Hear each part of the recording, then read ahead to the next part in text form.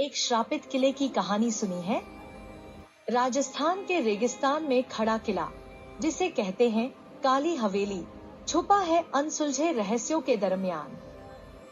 गांव वाले कहते हैं रात में वहां से स्त्री की चीखें, पायल की झंकार और वीणा की धुन सुनाई देती है। कौन है वो आत्मा? एक समय था जब यहाँ महाराज उदय सिंह का शासन था और उनकी पुत्री यशोधरा, जिसका संगीत सुनकर मोर नाचने लगते थे।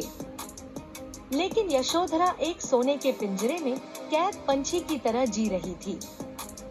क्या वह कभी अपने सपनों की दुनिया में कदम रखेगी? फिर एक दिन अर्जुन देव युद्ध जीतकर लौटा। उसकी वीरता ने यशोधरा का दिल जीत लिया। क्या ये प्यार कब तक छुपा रहेगा?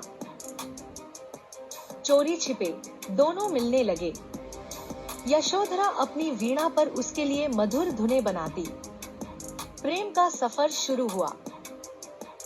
लेकिन ये प्रेम नहीं टिक सका। महाराज को भनक लगी, उनका अहंकार टूट गया। उन्होंने आदेश दिया कि अर्जुन देव को भेजा जाए। यशोधरा ने कई रातें उस मीनार में रोते हुए बिताईं। लेकिन जब उसे अर्जुन देव की मृत्यु का समाचार मिला, तो उसका हृदय टूट गया। उसने श्राप दिया, यहाँ से हमेशा रोने की आवाज आएगी और मेरी आत्मा भटकेगी जब तक मुझे मेरा प्रेम नहीं मिलेगा। उस रात यशोधरा ने अपनी वीणा की अंतिम धुन बजाई और मीनार से छलांग लगाई। श्राप की शुरुआत हुई। अगले ही वर्ष किले पर हमला हुआ। उदय सिंह का वंश समाप्त हो गया और यह किला वीरान हो गया। गांव वाले कहते हैं कि आधी रात को किले की मीनार से किसी स्त्री की परछाई कूदती हुई दिखती है। सालों बाद अनन्या किले की कहानी सुनकर वहां पहुंची। क्या यहाँ सच में कुछ अद्भुत है? उसने सोचा। बेटी, सूरज ढलने से पहले लौट आना।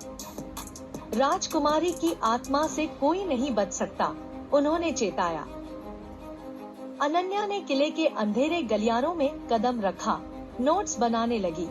लेकिन तभी सर्द हवा ने उसका ध्यान खींचा। उसके कानों में वीणा की मधुर धुन गूंजने लगी। क्या यह सच था? क्या राजकुमारी की आत्मा वास्तव में जीवित है? वह मीनार के पास पहुंची। वहां एक युवती का धुंधला आकार दिखाई दिया।